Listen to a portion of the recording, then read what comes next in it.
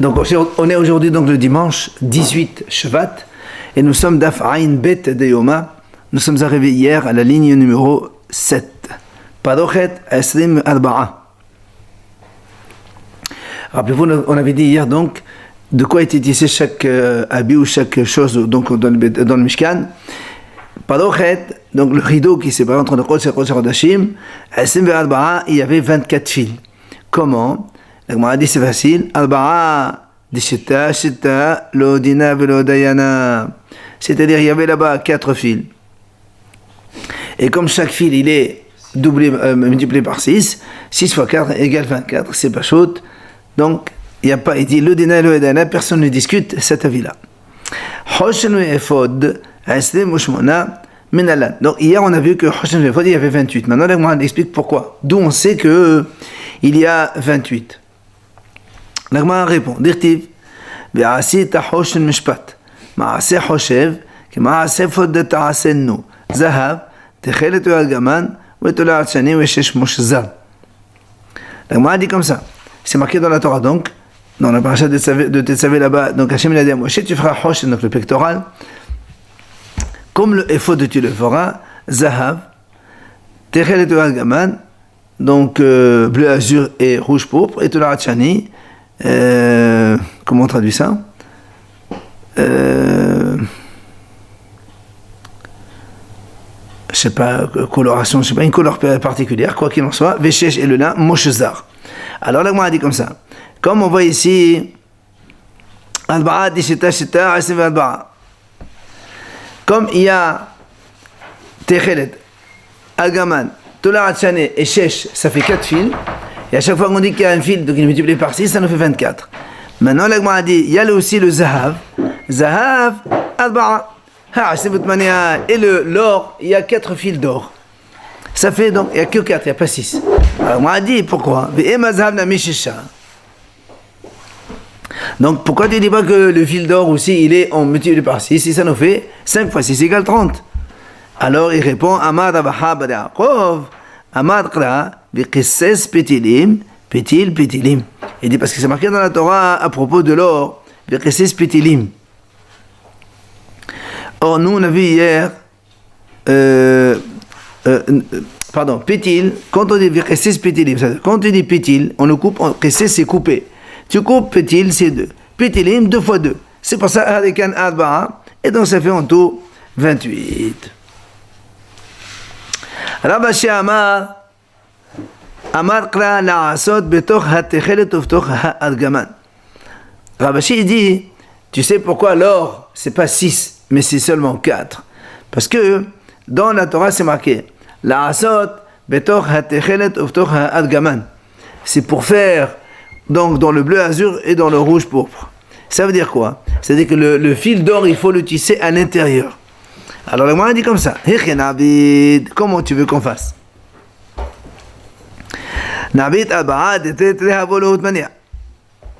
Si tu veux,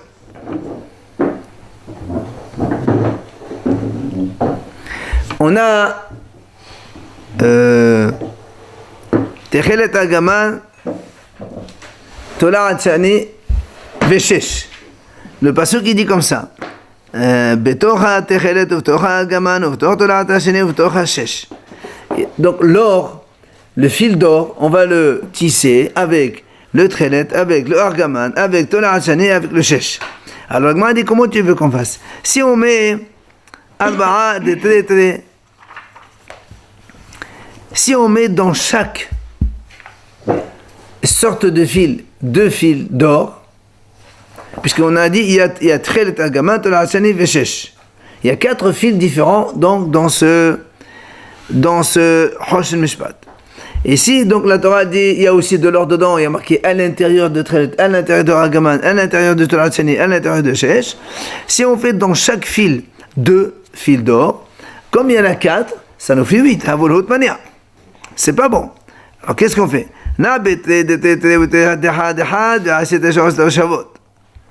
Comment tu veux qu'on fasse? Si tu veux, alors on met 1, et dans 2, on met 2. Ça fait, c'est pas égaux. Pourquoi dans 2 tu mets 2 et dans 2 tu mets 1? Donc c'est pour ça qu'on est obligé comme il a dit donc on a dit tout à l'heure, on est obligé de mettre dans chaque fil un fil d'or. Et comme on a dit tout à l'heure, il y avait 4 fils, Techelet, Agaman, Tonarachan et Veshesh. 4 fils, cela multiplié par 6 égale 24. Et dans chacun, tu rajoutes un fil d'or, ça nous fait 28. Ok? Amar al-Ahba. Les 4 fils, tu multiplies par 6. Ça fait 4 fois 6, 24. Mais eux, ils sont déjà doublés ou pas? Ou il y a un seul qui a 4 fils d'or avec? Ou les 6 ils sont... Non, chaque fil, nous on a dit hier, chaque fil, on multiplie par 6. Parce qu'on a vu tout à l'heure, il y a marqué Shesh. D'accord. Maintenant il y a 4. Techelet, Agaman, Tonarachani, Veshesh. Ça fait 24. Et dans chacun, et la Torah dit, dans chacun, tu mets de l'or. Combien on met? 1, ça fait 4. 24 et 4, ça fait 28. C'est pas 4, c'est pas 5 qui deviennent pas 5. Au contraire, tu as 6. Dans chacun, tu rajoutes un de l'or. 4. Non, il y a 6 fils de Techelet, 6 Argaman, 6 de l'Archané, 6 de Shesh, ça fait 6 fois 4, 24. Dans chacun, tu rajoutes un fil d'or. Ça nous fait en tout 28 fils. 4 fils fois 6, 24 plus 4. 6. Qu'est-ce qui t'arrive? Techelet, il y a 6. Argaman, 6. Voilà, c'est tu veux, ça te regarde 28. Amar Rahba, Amar Rav Yehuda. Il a dit Rahba au nom de Rav Yehuda. Hamekareya birde kehuna loke. Shenema lo yekareya. Celui qui déchire un vêtement des Kohen, il prend malchut 39 coups. Pourquoi? C'est marqué dans la Torah lo yekareya. C'est donc un commandement négatif. Alors, il pose une question. Il dit comment? Il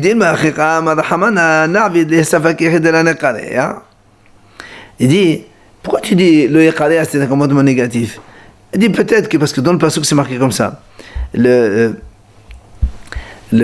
Quand la Torah dit il faut faire le me'il, elle dit quand tu fais le me'il, tu fais ici dans le col une sorte de bordure, d'accord? Tu fais un repli. L'Agmara dit là-bas, dans la Torah c'est marqué pour qu'il ne se déchire pas. Évidemment, parce que si tu laisses le truc comme ça se déchire. Si tu fais une sorte de relais, un truc comme ça, d'accord? C'est quoi le méril? La tunique? Méril, c'est le manteau. La Torah est marquée là-bas pour qu'il ne se déchire pas. C'est marqué. L'Agmara dit pourquoi tu dis le yekarea, ça veut dire que c'est un commandement négatif. Peut-être que tout simplement la Torah dit là-bas, fais-lui comme ça pour qu'il ne se déchire pas. On ne parle pas du tout ici de commandement négatif. Alors, il lui dit, Mektiv, c'est le yekarea. Il lui dit, il n'y a pas marqué chez l'eau. Quand on dit chez l'eau, là c'est la raison à l'autre. Mais là, il y a marqué lo yekarea, tout seul. Lo yekarea, ça veut dire que c'est un commandement négatif de ne pas le déchirer. C'est un ifral. Non, lo yekarea, tu ne le déchires pas. Il ne sera pas déchiré, d'accord, c'est vrai, tu as raison. Il ne sera pas déchiré. Amar Rabbi Elazar, il a dit Rabbi Elazar, Hamezih Hoshen Me'al Ha'efod. Vehamesir Badde Aaron Loke. La même chose, il lui dit, celui qui fait bouger le Hoshen, il enlève du Ephod. Ou bien, Hamesir Badde Aaron. Vous savez que l'arche sainte, il y avait deux barres qui tenaient pour la transporter. Dans la Torah, c'est marqué. Alors, d'abord, Rabbi Elazar a dit, celui qui enlève les 2 bâtons, d'accord, de l'arche sainte, il est aussi prend Malkout. Pourquoi? Il dit parce que Shenema lo yizah velo yasuru. Dans le Hoshen, à propos du pectoral, c'est marqué lo yizah Hoshen me'al ha'efod. On n'a pas le droit d'enlever le Hoshen du Ephod. Donc si quelqu'un il enlève, alors c'est un commandement négatif. Tu transgresses, ça fait 39 coups. La même chose pour les badim. Lo yasuru memenu. C'est marqué beta berota Aaron yeyu abadim lo yasuru memenu. Donc les poutres seront dans les anneaux de l'Arche Sainte et ne bougeront pas de là-bas. On ne les enlève pas. Ça veut dire que celui qui les enlève, il est hayav 39 coups comme un commandement négatif. Alors, hein? Mezia, c'est faire bouger. Comment ils sont? Le Hoshen, il est comme ça. Il est attaché avec le Ephod. Le Ephod est avec 2 épaulettes qui arrivent ici. Sur les épaulettes, on attache avec des petites chaînes, le Hoshen en bas et en haut. Donc celui qui enlève ça, il le fait enlever de là-bas, c'est pas bon. Ou bien peut-être même qu'il enlève carrément le... Non, pas les... c'est pas les pierres.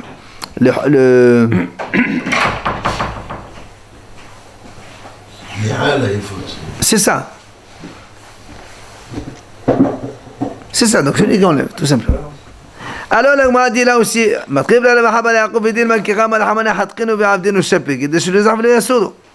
Gemara là aussi, elle fait la même objection que tout à l'heure. Qui t'a dit que c'est un commandement négatif? Peut-être que la Torah, quand elle a dit, par exemple, pour le Ephod, la Gemara dit, attache bien avec les chaînes pour que ça ne bouge pas.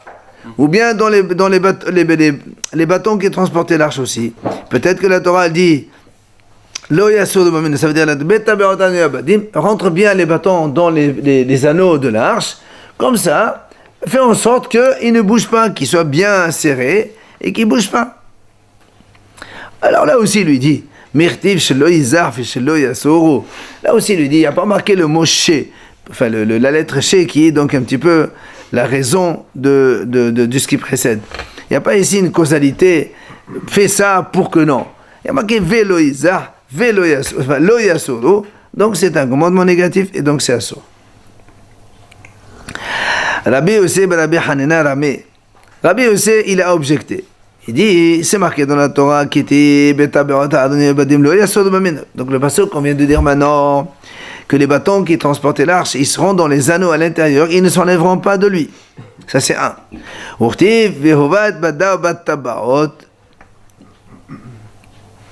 Et là, dans un autre passage, c'est marqué Vehova et Badao Batabaot. Il y avait tu mettras les poutres dans les anneaux. Haketsat. Ça veut dire que d'un côté tu me dis, ils seront là-bas, ils ne bougent pas. Et d'un autre côté tu me dis, il mettra les poutres dans l'arche. Alors ça veut dire qu'on peut Vehova et Badav. Ça veut dire qu'ils peuvent, comment on appelle ça, glisser dans l'anneau. D'accord? Alors que là, tu dis, il ne doit pas bouger, comment on fait? Il dit, c'est pas un problème. Il lui dit, c'est vrai, ils peuvent bouger un peu, mais sur les extrémités des bâtons, tu fais les bouts un peu plus gros pour qu'ils ne peuvent jamais sortir. C'est-à-dire, tu rentres l'anneau, le bâton, il peut rentrer il peut glisser un petit peu comme ça, il y a un petit jeu si vous voulez, mais sur les extrémités, il y a un petit anneau comme ça, enfin une grosse boule, pour que ça ne sorte plus. Tania Nami Achi, la Breta, elle appuie ce qu'on vient de dire. Donc dans les anneaux de l'arche, ils seront les poutres. Est-ce qu'ils ne vont pas bouger du tout? Il dit non. C'est marqué, tu feras venir les poutres dans les anneaux. Ça veut dire qu'il y a un jeu, un mouvement. Les poutres, elles peuvent donc bouger dans les anneaux. Alors là, moi, dit, alors si tu me dis qu'il y a un jeu qu'on peut déplacer les poutres, alors on peut les faire sortir, on peut les faire entrer. Il dit non monsieur. L'autre passage qui dit, ils doivent être dans les anneaux obligatoirement. Comment c'est? Comme on vient de dire maintenant, donc on peut les faire bouger, mais elles ne peuvent jamais se détacher des anneaux parce que donc aux deux extrémités, tiens, donc c'est un peu gonflé pour que justement ça ne sort pas. La poutre, elle ne sort pas de là-bas. Amar Rabbi Hanina. Lorsqu'Hachem il a demandé à Moshe de faire le Mishkan, il lui a dit, tu feras les krashim, les poutres donc, du bois de shittim, omdim, ça veut dire quoi? Debout. Omdim, ça veut rien dire. Alors la Gemara nous donne plusieurs explications. Première explication, c'est-à-dire quand tu fais les poutres, tu les fais dans le sens de la pousse de l'arbre. C'est-à-dire comme le bois de shittim, il est comme ça, ben tu mets la poutre comme ça, tu n'inverses pas la poutre dans l'autre sens. Debout dans le sens où ça pousse. Ça c'est le Mishkan. Le Mishkan, il fait une poutre à côté de l'autre, d'accord? Davar aher, omdim shema'amidin et tzipuyan. Il a dit, omdim, ça veut dire quoi? Ça veut dire, ils tiennent leur tsipouille, parce que chaque poutre, elle était enduite d'or, couverte donc d'une enveloppe d'or. Or, pour qu'elle tienne, il faut donc fixer l'or dans le bois. Alors, c'est ce qu'il dit. Omdim, il faut que ça tienne l'or sur lequel tu plaques dessus. Davar aher, troisième explication, ça veut dire quoi? Omdim, sheme tomar avad sevran vatel sikuyan. Tamod domar omdim she omdim leolam olamim. Il a dit, pourquoi la Torah l'a expliqué Omdim? Elle a marqué Omdim parce que tout simplement, toi, tu vas dire peut-être que maintenant que le Mishkan il a été détruit, on ne sait pas où il est, peut-être que donc tout a été perdu, il n'y a plus aucune chance. Il dit non, Omdim, c'est-à-dire ces bois de poutre donc, qui formaient le Mishkan, elles sont cachées quelque part et elles resteront les Olamim tout le temps jusqu'au jour où on les retrouvera, mais c'est pas que Chas Shalom elles ont disparu ou elles ont été brûlées, elles n'ont pas été brûlées. Comme le Beth Amikdash, par exemple, il a été complètement brûlé. Là, les poutres du Mishkan, elles ont été enfouies, cachées quelque part. Il a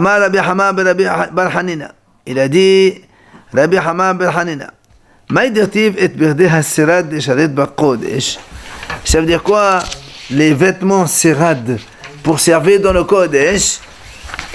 Alors, là, moi, a dit, parce que le mot sérad, ça veut dire aussi sarid, et le mot sarid, ça veut dire un rescapé. Quelqu'un qui est resté dernier survivant, un dernier rescapé. Alors pourquoi on les appelle les vêtements des Kohanim et les vêtements du Beth Amikdash? On les appelle sérad. Alors la Gemara répond, El malé birde kihuna lo neshayed mesonem shel sarid de falid. C'est pour te dire en fait que si ce n'est pas les vêtements des Kohanim, Chas v'Shalom, il ne serait pas resté un seul juif sur terre. Donc c'est pour te dire donc que les vêtements des Kohanim, ils sont importants dans le sens où c'est une ségoula pour le Ham Israël aussi. Rabbi Shmuel ben Nachmani Amad de Rabbi Shimon Tana, il a dit, Rabbi Shmuel ben Nachmani, dans la yeshiva de Rabbi Shimon on enseigne, Beradim shegordin otan kevriatan mekelehen umsaldin mehem klum. Il dit en fait, ce sont donc des... il dit, pourquoi on appelle Serad? Donc il donne une autre explication. Pourquoi on les appelle Berdé Serad? Il dit, ce sont des vêtements qu'on tisse, donc comme leur... C'est-à-dire, en fait, c'est pas qu'on coupe, on fait des morceaux et on les attache, on coupe ensemble et on coupe des morceaux à droite à gauche. On fait l'ustensile tel quel et on tisse les fils dessus pour que ça se fabrique dessus. Donc ça veut dire qu'il n'y a aucune perte dessus. Par rapport à Sarid. C'est ça, il n'y a plus de perte. C'est quand on fait avec évidemment l'aiguille. Mais tu veux la dit berdek on a un aussi notre masse mahat la masse horaire. Shnema masse horaire. La dit comment tu dis que on n'utilise pas l'aiguille? Voilà, c'est marqué. Pardon, comment tu as dit tout à l'heure on les faisait avec l'aiguille? C'est marqué dans la Breta, elle dit les vêtements de Kohen on ne les fait pas avec l'aiguille, on les fait avec maase horaire. Horaire c'est comment on appelle? Tisserand là. Non? Oui, non plus ça. Celles qui tricotent là, avec les grosses aiguilles. C'est pas les petites aiguilles, c'est pas la couture, c'est tricot. Voilà, un tricotage. Amar Abaye lo nisracha lelevet yad shelahem. Il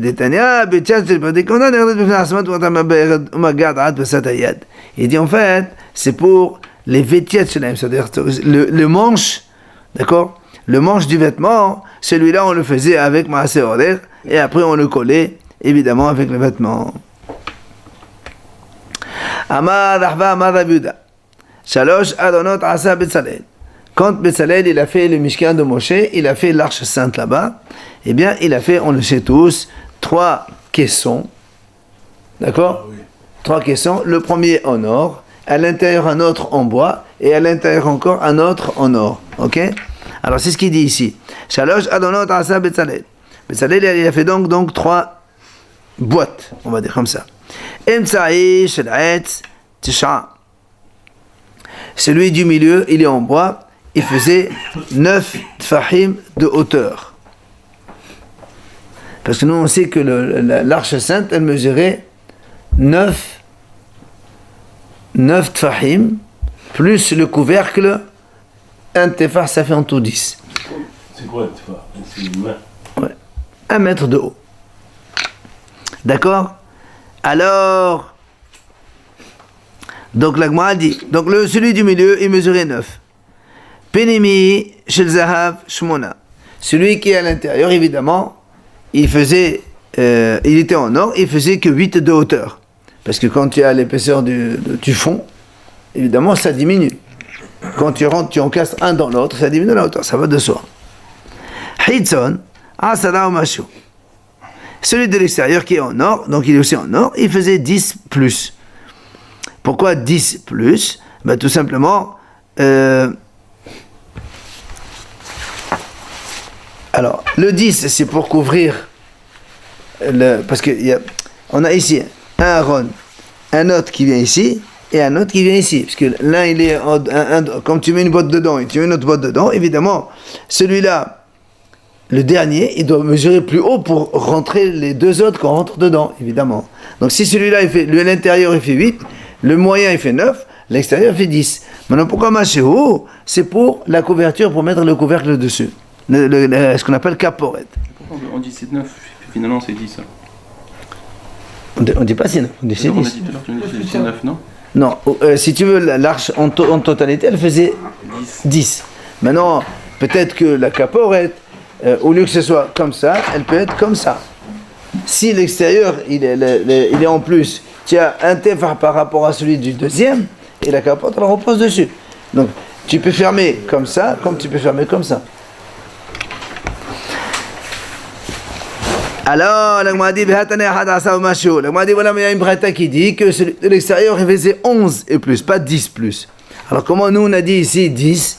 Alors, il dit la kasha, la Gemara dit, donc ça, c'est une discussion entre les Hachamim. Il y en a qui disent que le fond, d'accord, le fond du caisson, il faisait 10 cm.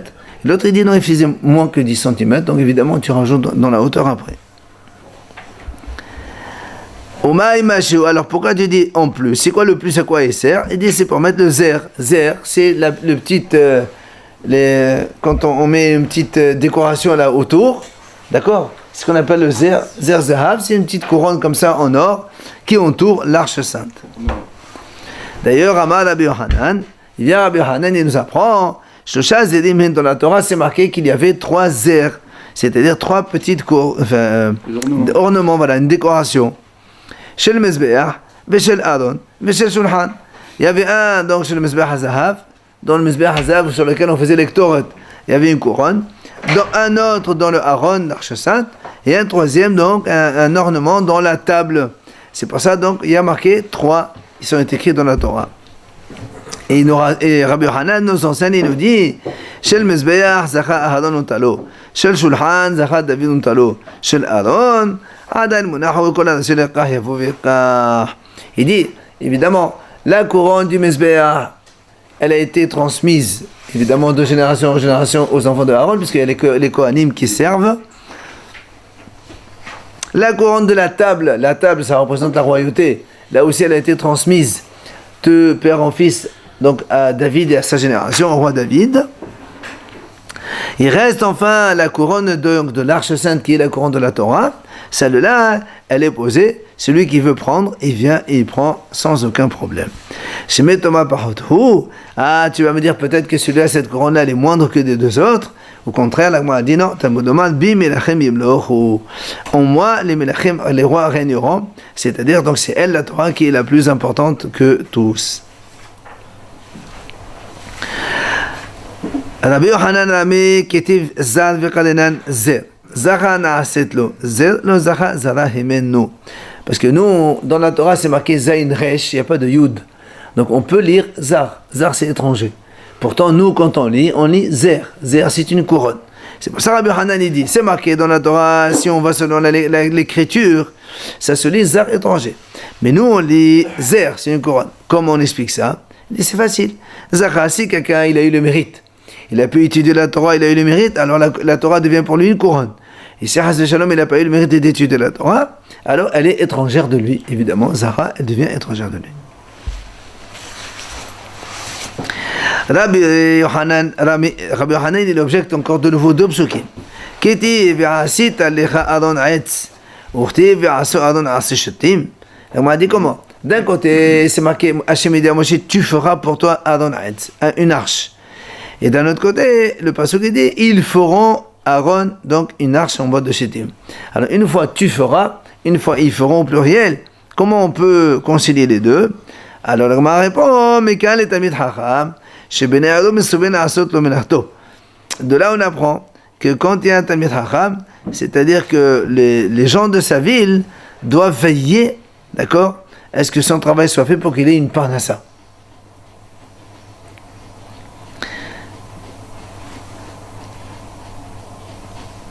En fait, c'est pour dire que Hachem a dit à Moshe, tu feras l'arche. Mais après, on voit que c'est les Béni Israël qui feront l'arche pour Moshe. Ça veut dire quoi? C'est que le Moshe, il a fait. Donc là aussi, un Talmid Chacham, quand il a besoin de travailler, les gens, on dit quand un Talmid Chacham a par exemple une marchandise à vendre, eh bien, on commence par lui d'abord, on lui vend toute sa marchandise, comme ça, on le laisse partir étudier, et après, les autres, ils continuent à travailler. Après, c'est marqué dans l'Arche Sainte là-bas, il faut donc, l'arche, elle est enduite de l'intérieur et de l'extérieur d'or, puisque l'arche, elle est en bois, et après, il y a un autre caisson en intérieur en or, et un autre en extérieur en or. Donc, nous, on voit que de l'or, on ne voit pas l'intérieur. La Gemara dit, mais Amar Rava, c'est pour te dire, comme il y a marqué de l'intérieur, de l'extérieur, tu le donc conduiras dehors.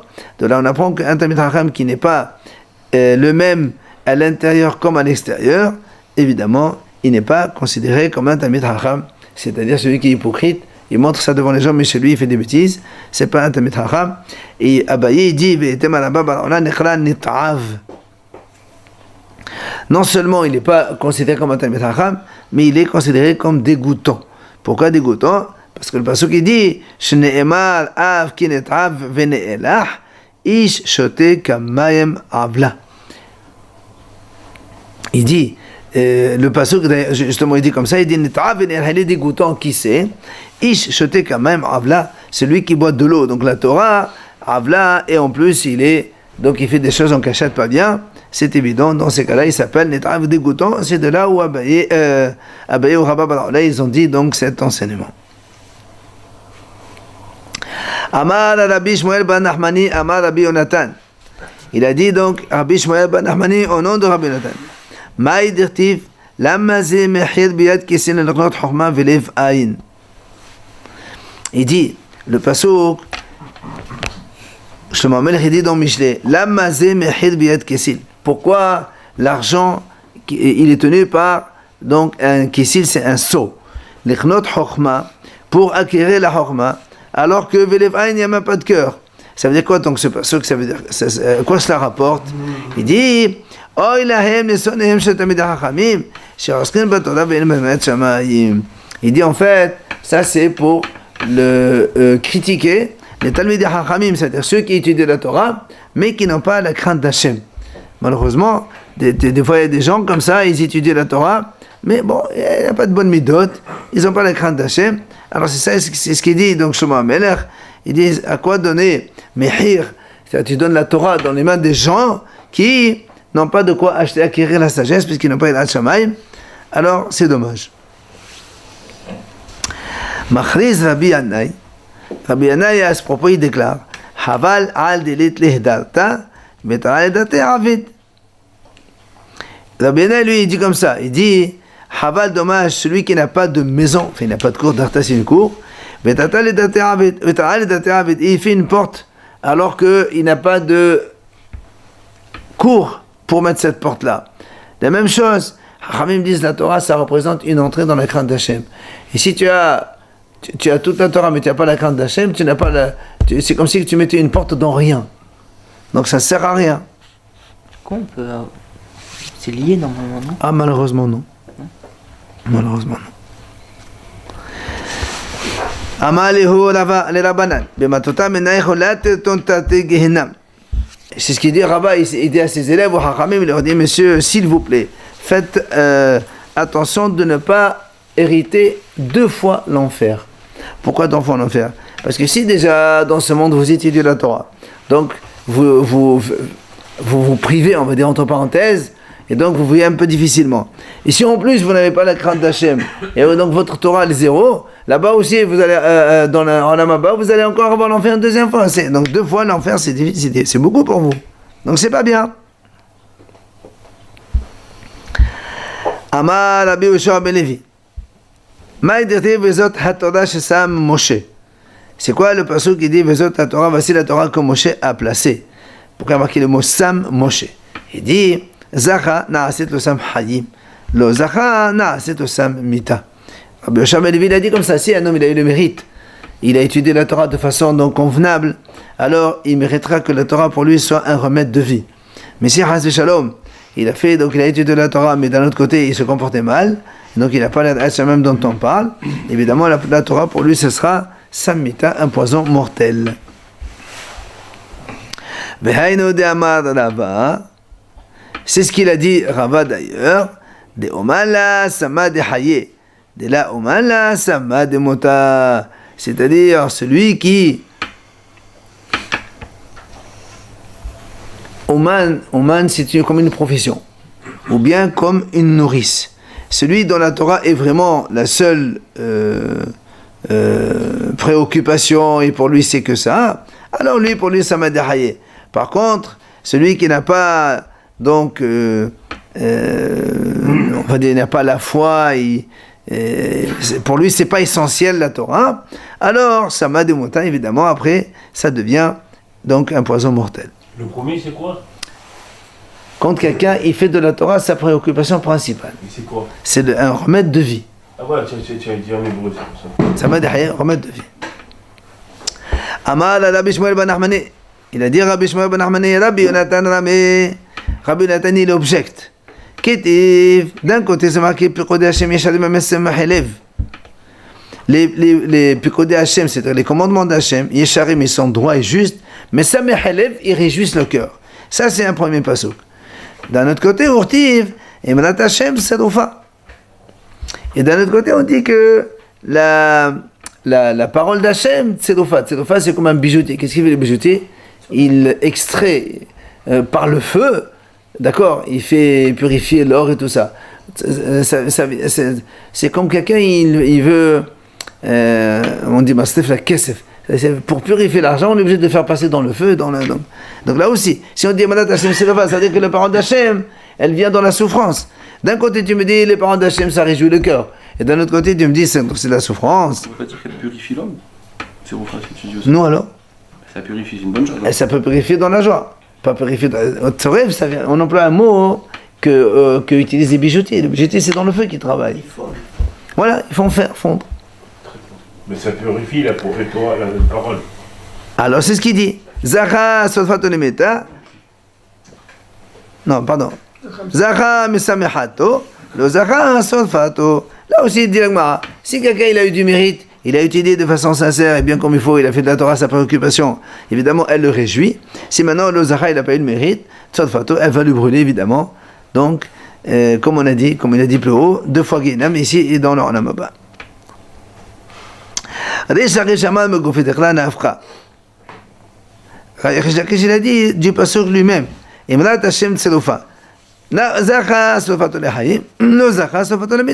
C'est-à-dire le mot Tserufa, c'est une sorte de purification. Si donc quelqu'un il a eu du mérite, alors la Torah va l'amener à la vie. Si Haz Shalom il n'a pas eu du mérite, la Torah l'amène vers la mort. Irat Hashem Tehora Omedet La'ad. Si tu se précipite sa mort. C'est pas mérité. On a dit ça le fait souffrir. Le passage il dit Irat Hashem Tehora Omedet La'ad. Quand Hashem elle est pure, elle donc se tiendra éternellement. Amar Rabbi Hanina, qu'est-ce que ça veut dire? Que signifie ce passage? Il disait Halomed Torah betahora. C'est celui qui étudie la Torah avec pureté. Ça veut dire quoi? C'est quoi? Alors il dit non, c'est Shabbat Torah. Ça veut dire d'abord il se marie et ensuite il étudie la Torah. Comme ça, il n'a pas de mauvaise pensée dans la tête, il peut étudier tranquillement. Aïdot Hashem Ne'emana. Qu'est-ce que ça veut dire ça? Amar Rabbi Yahya Baraba Ne'emana Hile Ha'id Belom Deha. Il dit que le témoignage d'Hachem, il est fidèle. Ça veut dire quoi? Il dit qu'en fait la Torah, elle est fidèle, que plus tard, elle-même viendra témoigner pour les gens qui l'ont étudié devant Hachem. Oui, moi je témoigne, il a étudié cette chose-là et cette chose-là, et ainsi de suite. C'est battu. enfin, la Gemara dit Ma'aseh Rokem, Ma'aseh Hoshev. Elle nous explique la différence quand il y a marqué dans les travaux du Mishkan, là-bas dans la Torah. Une fois il y a marqué Ma'aseh Rokem, une fois Ma'aseh Hoshev. Quelle est la différence entre les deux? Rokem. Amar Rabbi Elazar. Hein? Rokem. Oui, c'est de la broderie, mais quelle est la différence entre les deux? Amar Rabbi Elazar, Sherochmin b'makom shehoshvin. Ça veut dire quoi? Rochmin b'makom shehoshvin. C'est-à-dire, au début, ils dessinent l'image qu'ils veulent faire, et après, avec la broderie, ils le font, comme on fait aujourd'hui. Ça, c'est Rabbi Elazar. Tana Meshemeh da Rabbi Nehemia. On enseigne au nom de Rabbi Nehemia. Rokem ma'aseh mahat, lefera pasuf echad. Hoshev ma'aseh od, lefera shne pasufot. Il dit, lui, non. Rokem, c'est avec l'aiguille. C'est-à-dire que quand elle est fine, l'aiguille, ce que tu fais dans une face, c'est la même chose que d'autres faces. Alors que Hoshev, c'est avec le tricotage. Et là, comme c'est plus épais, tu peux faire, dans un tricot, tu peux mettre une image d'un côté comme ça, et l'autre image d'un côté, elle est différente. On peut faire quand c'est en gros. D'accord? Le Rabbi, je crois qu'il y avait un miracle, parce que la figure qui était devant n'était pas la même que l'extérieur. Pourquoi c'est un miracle, non? Ça mettait le métier de lissier, il y avait un aigle. Oui, mais là, il nous dit justement Ma'aseh Orek. Ça veut dire que quand les femmes elles tricotent, lissier, mais le lissier. Ici, il te le dit, ils te font avec deux images différentes de part et d'autre. C'est-à-dire que la face, les deux faces du rideau ou de toutes les choses qu'ils ont fait, quand c'est marqué Orek, ça veut dire que les deux faces sont différentes. Allez, on revient maintenant à un autre sujet. Dans la Mishnah, on a terminé, on a dit Be'elu nish'alin be'orim etomim. Rappelez-vous, on a dit donc que le Kohen Gadol, il portait ses 8 habits. Après, on pouvait venir lui demander des questions avec les Orim et Tomim, pour qu'après on a la réponse du ciel avec les lettres qui s'illuminent. Et on a dit, qui c'est qui a le droit de demander ces questions? C'est soit le roi d'Israël, soit le chef du tribunal, soit enfin donc une personne donc, dont dépend la collectivité. Quelqu'un qui est responsable de la communauté? De Diram Israël. C'est beau, c'est pas une petite communauté. Comme Moshe, par exemple. Alors, quand il est venu à Ravdimi, il a dit Beradim shekohen gadol meshamesh bahen, meshuach melchama meshamesh bahen. Alors, la Gemara dit comme ça. Ravdimi l'enseigne dit que les begadim, les vêtements que le Kohen Gadol il portait, donc il y a 8 habits. Le meshuach melchama aussi meshamesh bahen. Meshuach melchama, c'est le Kohen qui vient pour quand les Israël vont à la guerre. Et donc il les avertit, celui qui a construit une maison et n'a pas habité, il retourne, celui qui s'est fiancé, il retourne, celui qui a planté un vignoble, il retourne. Et après on dit voilà, celui qui a peur, etc., il doit retourner. Et après, évidemment, ça c'est Kohen Meshouach Melchama. Après il les encourage pour aller à la guerre, etc. Ça s'appelle un Kohen Meshouach Melchama. La Gemara nous dit ici, si le Kohen Meshouach Melchama, il doit venir servir au Beit HaMikdash, alors lui aussi il doit mettre les 8 habits comme un Kohen Gadol. Meshouach Melchama. Chez Nehema, pourquoi? Il dit, où tu as vu ça? C'est marqué.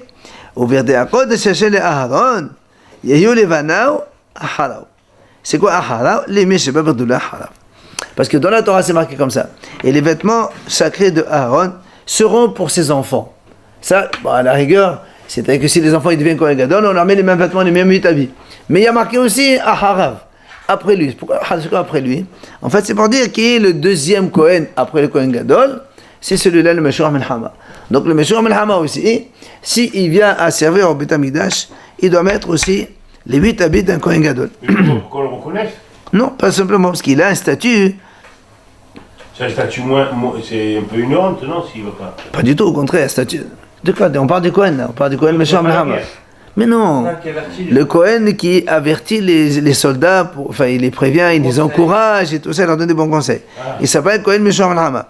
On te dit que là ce Kohen, le Meshouach Melchama, quand il va venir servir au Beit HaMikdash, il mettra les habits comme un Kohen Gadol. D'accord, non, j'ai cru le contraire. Et quand il va les encourager pour la guerre, il mettait le prochain aussi, non? Non, pas marqué. Mettez là-bas d'abord, Abba Vem Lakade, Yachol. Alors,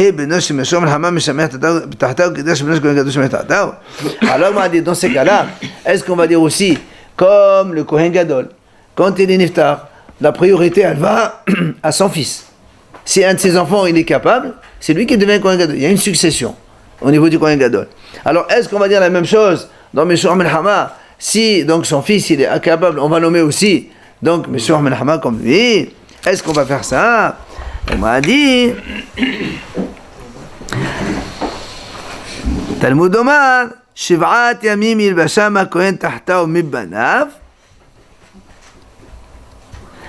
asher yavo el ohel moed mi שראוי לבוא אל אוהל מועד ואם היית מחזחזי. On m'a dit non, c'est marqué dans la Torah Shiv'at yamim yilbasham hakohen. Donc à propos donc du stage de Kippour, que le Kohen il doit donc pendant les 7 jours il les met avant d'aller au Ohel Moed, avant de rentrer le jour de Kippour au Kodesh HaKodashim. Et c'est marqué là-bas, qui c'est qui les met? Mais c'est là où il a le Ohel Moed. C'est lui qui est apte à venir dans le Ohel Moed. V'imita, si bémet, tu penses que le Kohen Meshuach Melhama, il porte aussi les 8 habits d'un Kohen Gadol, Mehzahazé. Alors pourquoi on ne dit pas que son fils aussi, comme le Kohen Gadol, on a dit que son fils, il lui succède.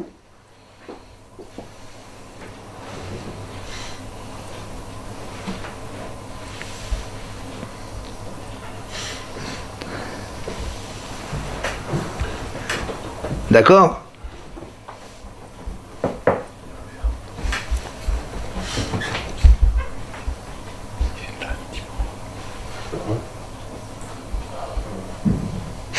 Donc, comme il y a marqué que seul le Kohen Gadol il rentre dans le Beit HaMikdash, donc ça veut dire celui qui rentre au Kodesh HaKodashim, son fils le succède.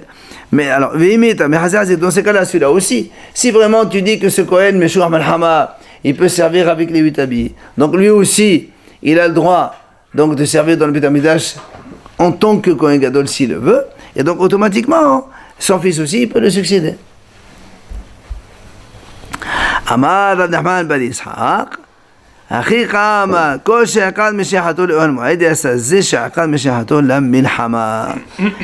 Il dit, Rav Nachman bar Yitzhak, pardon, il dit, non, c'est pas comme ça, il dit, parce que là-bas, quand on dit Asher yavo el Ohel Moed, ça veut dire que l'essentiel de sa fonction, c'est d'aller dans le Moed. Le Kohen Gadol, l'essentiel de sa fonction, c'est d'aller servir dans le Beit HaMikdash, dans le Kodesh HaKodashim, le jour de Kippour. Mais le Meshuach Melhama, quand on l'a, parce qu'en fait, pourquoi on compare les deux? Parce que de la même façon que le Kohen Gadol, on le oint avec l'huile d'onction, le Meshuach Melhama aussi, on le oint pour la guerre. Et comme on appelle Meshuach, on le oint avec de l'huile. Alors, c'est pour ça qu'on veut faire la comparaison. Alors, le Gemara lui dit, non, Rav Nachman, il dit, mais c'est pas tout à la même chose. Pourquoi? Le Kohen Gadol, quand on le oint pour servir dans le Kohen, en tant que Kohen Gadol dans le Kodesh HaKodashim. Alors que le Meshuach Melhama, quand on le oint pas pour ça. On le oint pour la guerre. Donc, tu peux pas comparer avec le Kohen Gadol du tout. Donc, son fils ne prend pas la relève alors? Apparemment, non. Parce que justement, on ne peut pas le comparer avec le Kohen Gadol. C'est deux fonctions différentes. Même s'il peut porter les habits, oui. Et c'est pas le Kohen Gadol qui sert dans le Beit HaMikdash. Ah non, pas du tout. Et on le voit que pour ça, pour aller avertir les... Oui, c'est Kohen Meshuach Melhama. Il est spécifique pour ça. Il a un rôle... Les 8 habits. Oui. Non, lui, il dit... Non, c'est pas, quand il va à la guerre, il ne met pas les 8 habits. Mais s'il vient servir dans le Beit HaMikdash, il mettra les 8 habits. Il est apte, voilà, apte, c'est ça. D'accord? Voilà. On n'a pas vu quand est-ce